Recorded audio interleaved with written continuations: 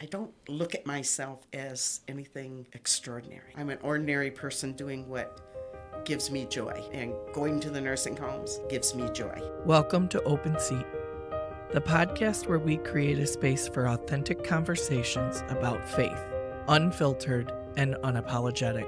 Here, we believe that every story matters. Whether you're questioning, seeking, or steadfast in your beliefs, you'll find something relatable in these heartfelt discussions. So grab your seat, get comfortable, and let's dive into today's story here at Open Seat.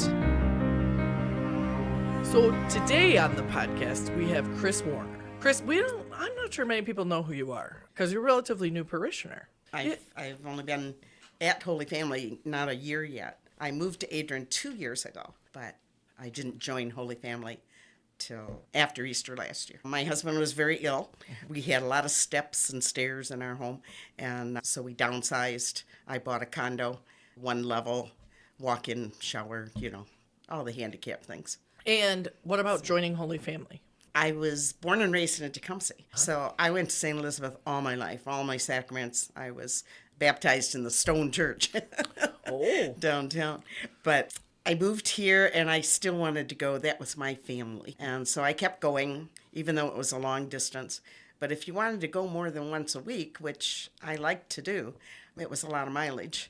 So after Easter, I said, God put me here in Adrian. I'm going to go to Holy Family. But really what put me over the edge was the mission last year. Father Joe did the mission, and it just inspired me to come here. We have the other Newman brother, so yes, I know. Father Joe. I love them both. They're both unique. They're precious. Yes, I'm sure their mother feels the same way, so that's good news. And I'm a mother, so yeah. So since we don't know that much about you, why don't you tell us a little bit about yourself? I was born and raised in Tecumseh. Mm-hmm. My parents were married in the Stone Church. My older sister and I were baptized there. Mm-hmm. There were 6 of us. I'm the second of 6.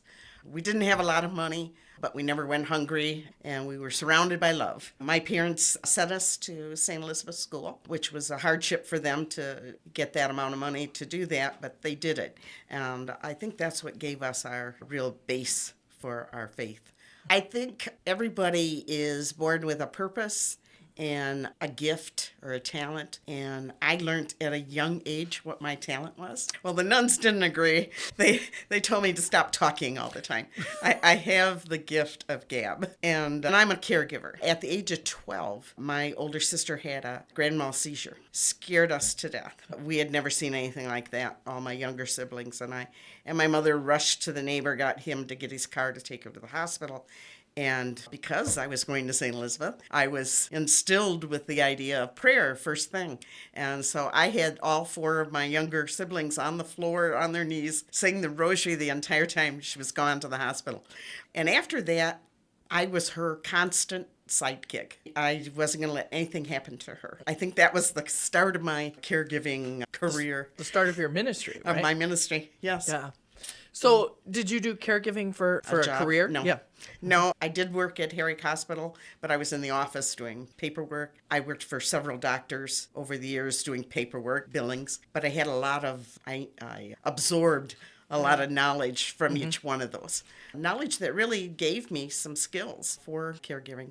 And then I nurtured them myself. I had a lot of family members that had cancer and different really debilitating diseases, and I seemed to be the one they always called, mainly because I was there, and I didn't mind helping.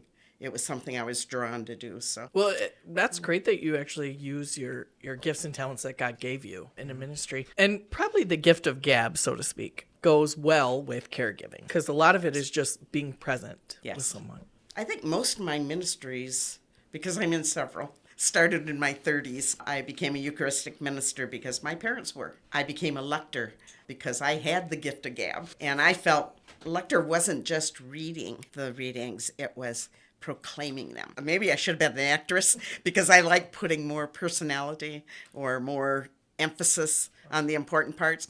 Before I get up to do my reading, I always say a prayer that the Lord will open the minds of the people here what they need to hear out of this reading. Because a reading can mean one thing to you and another thing to someone else. But if it's proclaimed correctly, it will touch your soul, and that's my goal. That's absolutely beautiful to hear that you pray before you go up and do your ministry. I think it's an ideal thing, and it helps ease some of that, right? Do you ever get nervous before you go up? When I first came to Holy Family, I did, yes. I go to 8 o'clock Mass at St. Joe's because I go to the nursing homes right after. But I go to St. Mary's during the week, too. So I go to both.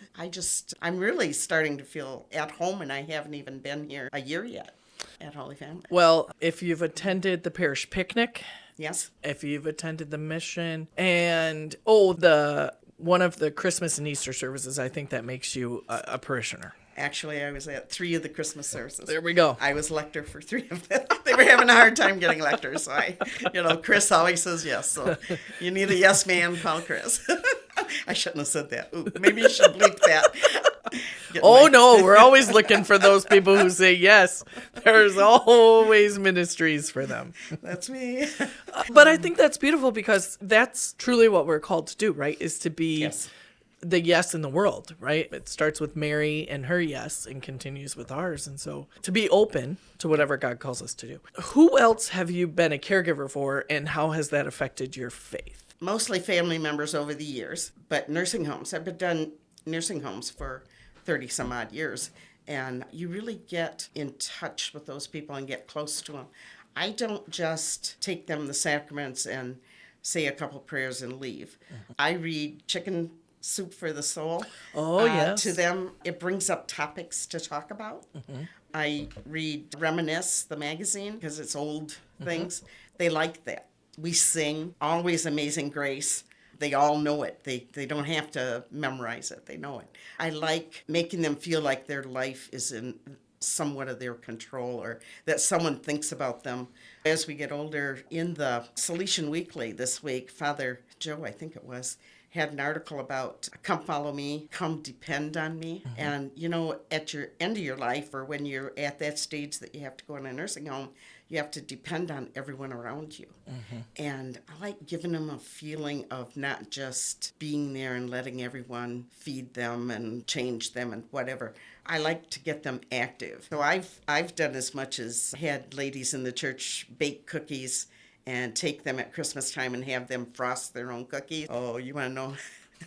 Really thick frosting, but they loved it. I started a Red Hat Club when my mother-in-law was in the nursing home. She was the secretary, and I had the families buy them the hat, and then we decorated them. And then I had Red Hatters come in and entertain them. And I always thought Red Hatters was the most useless organization around because all they do is have fun, which I guess is okay. But to me, I need a purpose. And so I gave them a purpose by having them come and entertain the ladies at the nursing home. And they absolutely loved that. Oh, I've done crazy things with them. And I think it gives them more of a self-worth. And so. I think you said it best, at a time where you don't have much control. For me, my dream is someone to just make me dinner 3 meals a day, clean my room. I'm there. I'm ready. But I'm also not going to have to face that, hopefully anytime soon. So at a time when that is your life, everyone doing everything for you. And I think with a lot of women especially, because we're ministering to people all the time. Yes. And so to have the rug pulled out from underneath you is tough. So what has been your greatest lesson you have learned? Prayer really works. I was very active in the Tecumseh Service Club, which is like your St. Vincent de Paul. And I actually started the habit of breaking down the kids into a shirt, pants, socks, underwear, 3 toys, pajamas, on ornaments at the church. So we took care of more children that way. So I had 3 ladies that would help me sort them. It never failed. There were some things that didn't come back or wrong sizes, whatever. So we would make a list and we would go purchase them. Well, it was 3 or 4 years after we started that. We decided we would take turns purchasing whatever was needed that year because it was never really a very long list. And so this one year came along. I don't remember which one it was, but it was my turn. I had absolutely no money. I said, Chris, you said you do this, you will. God will help you. Just use your credit card. So that's what I said. So in the morning, I said a prayer. I says, Lord, please make the list small so I can handle this. And we get there and we're sorting, and the list is growing and growing. So I'm praying and praying, and it just keeps growing. So I quit praying. I must have been praying for the wrong thing. So I let it go, and we got done. And the list was so long, we tore it in half. And one girl took one half, and I took another in a cart. We went to Pomida and Tecumseh. Back when they were open, and we filled both carts. That's how much we had. And we're getting in line, and there's this one lady behind me that has one item, and I let her go in front of me. I says, well, both these carts are mine, so you might as well go in front of me. So she does, and she was very happy. And we get up there, and they cashed out everything, and a bell rang. We were the 50th customer, and we got our entire purchase free. It still gives me goosebumps. It gives me goosebumps. I mean, talk about instantly answered prayers. Yeah. I guess that really helped me to believe in prayer. Were you like, hold on, I got to go get one more cart? No, we both stood there screaming because I had told her, and she offered to pay for it. And I said, no, I said I would. I will do it, and the Lord will help me to pay for it. And the bad part was we had to have our picture taken with all the items, and it hung on their wall for 2 weeks, and I hate my picture taken. But well, newsflash, your picture's going out far and wide on this I thing. know. Oh, dear. Don't make me more nervous. But, yeah, so prayer, I really believe in prayer.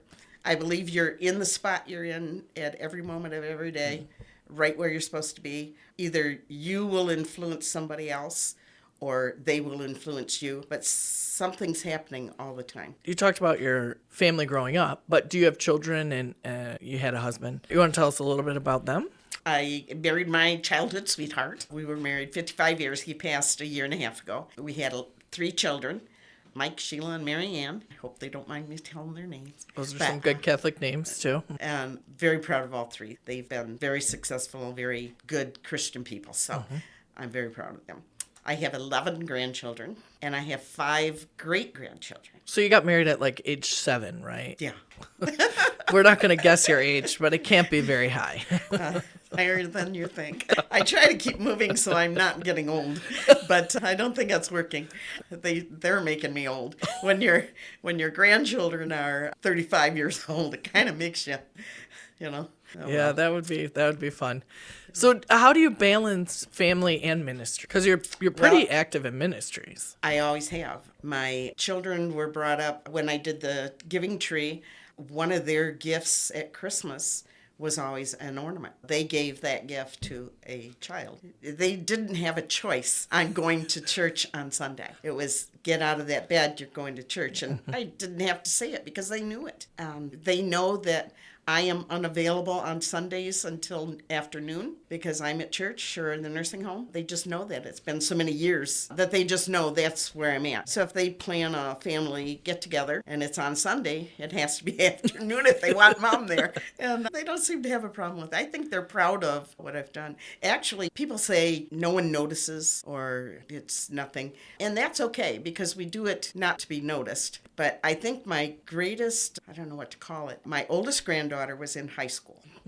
And she had to write a paper on someone she admired. And she wrote it on me and told all the ministries I was in, which were quite a few because, it's me. And I didn't even realize she knew I did half of these things. It still brings, if I get it out and read it, it still brings tears to my eyes. I save it in my Bible. But yeah, so people do notice.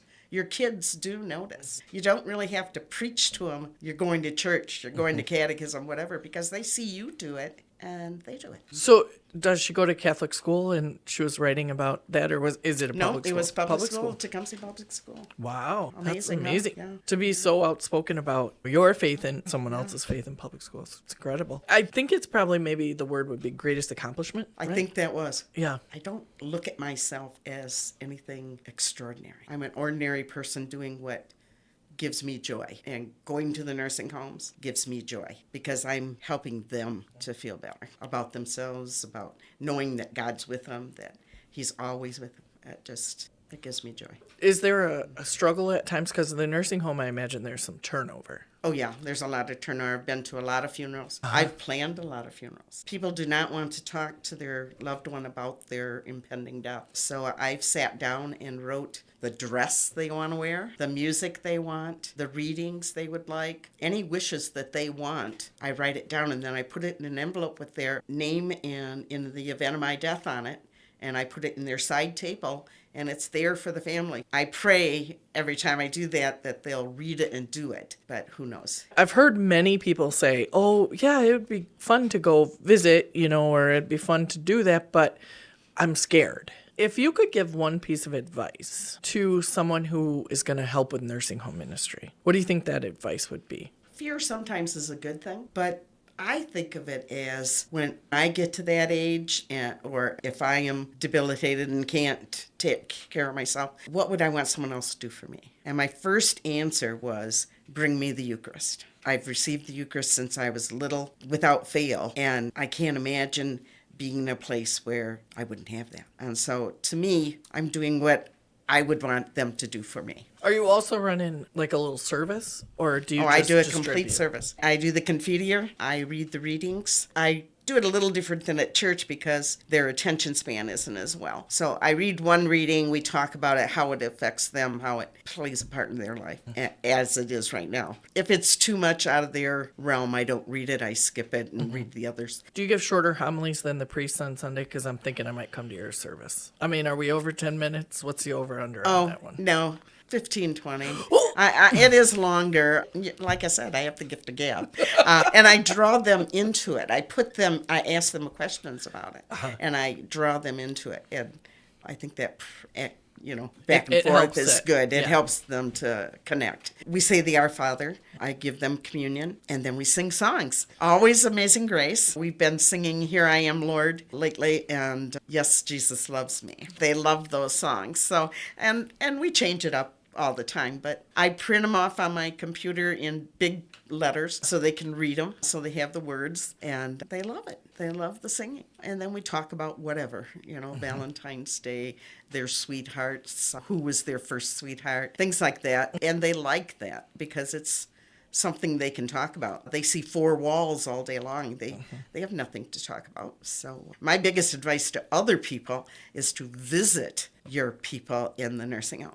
And not during the week when you have the excuse that I have to go home, Mom, because I got to go to work tomorrow. Go on the weekends and visit with them. Share your life with them because they have nothing. And that's very scary. My husband, he had Alzheimer's, dementia, colon cancer, and lung cancer. So the last 13 years have been pretty rough. He went to the VA, and back when, I'd say 10 years ago probably, people at St. Elizabeth, whenever they, not so much 25 years they were married, but 50, they would renew their vows. And so they were renewing their vows, quite a few of them, several weeks in a row.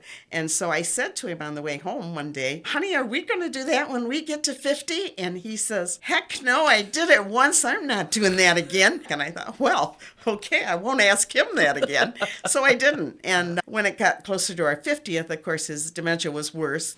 And the kids were talking about, do we want to party? What are we going to do? Things like that. And he heard them. And we were on our way to Ann Arbor to a VA appointment. And he says to me, so, and he waits 5 minutes because, they can't get their thoughts together. And I says, so what? And he says, are you going to call Father Dan? And I says, Father Dan, why? And he says, so we can do that thing. And I says, do what thing? And he says, the married thing. And I says, oh, you want to renew our vows? And he said, a definite yes. And looked right at me, and I thought, oh my goodness, I almost wrecked the car. I was so shocked.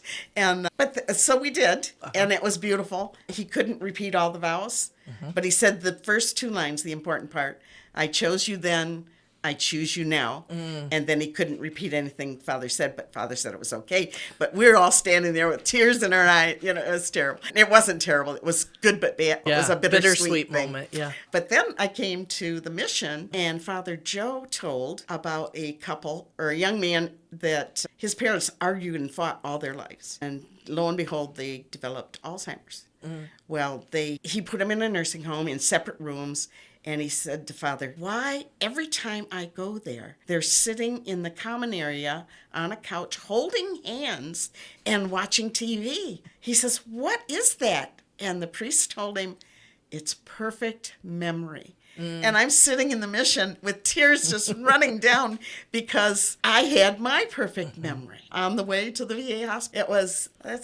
Things like that are I don't know, awesome. Back 5 years ago, it was during Lent, and we were at Mass, and I noticed that he wasn't saying the Our Father. And he always said the Our Father. We always held hands and said the Our Father. And so when we got home, I told him, it's Lent, and you don't have to give up food. You don't have to do anything like that, but you should do something because Jesus died on that cross for you and me both. And so every night, we're going to say an Our Father, a Hail Mary, and a Glory Be aloud before you go to sleep. So every night, I would say those with him. And Lent never ended. From 5 years ago until the day he died, the night before, I said the prayers, and Lent never ended. Lent never ended. So that's an idea for anybody that has someone with Alzheimer's. You know, they do, but we don't know what their brain is really catching. Probably a lot of perfect memories and a lot of not the junk we have to filter through. Less concerned about those moments and more concerned about living in the moment. And perhaps it's not a bad thing in some ways. Well, Chris, I want to thank you because you have shared a lot of wisdom with us today and a lot about caregiving, which I think isn't really spoken about a true ministry that it is. So I thank you for that. And it's how much you put your heart into it, too. I try not to do anything halfway. I give 150%. I think if you're going to do something, do it right. And it's an important ministry. Think of yourself when you get to that age. How are you going to? Well, I'm hoping cryogenics are on the table Well, when I get to that age. Okay, good luck. I don't really want cryogenics. I'm ready to go to see my Lord. It's got to be better up there than it is here. Sometimes I think everyone should be tormented by me, but I think that it's a very true thing. Like, how would you want? I know that when I've had loved ones in the nursing home, visiting them can be internally painful, right? Because you have to look at things that you don't want to. But seeing the smile on their faces when you walk in the door, or powerful. And they know me. At one time, I had this one lady. It was so cute. They have a privacy thing at nursing homes. So you have to know who your Catholics are. And every time someone was admitted, she would say, are you Catholic? Chris comes on Sunday. And she was my advocate. She brought him in. It was funny, and God bless her. I had wrote all her funeral plans out, and unfortunately her family did not carry it through. But, it was... It can be very difficult, right? Yeah. I know when we went Christmas caroling this year, Yes. we went through Lenawee Medical, and I think we're going to try to visit specific people. That was the plan, but we eventually just went through all the halls, just singing. God bless those people for listening to that. But so, and they were just smiling. In fact, one of the residents came and joined us. Yeah. And just started walking around the halls, So any way you can engage them and interact with it. I mean, everyone is still our brothers and sisters. Oh, yeah. It doesn't change whether they're in a nursing home or a prison. Everybody is made in the image and likeness of God. We're all worshiping the same God. This is correct. Just in different ways. And, of course, ours is the correct way. But, Well, thank you again for joining us. No problem. Thank you for having me. It's really an honor. It's been great to learn a little more about our new parishioner. Once again, we thank you for joining us today. We hope that wherever you find an open seat in your life, you will invite someone to join you.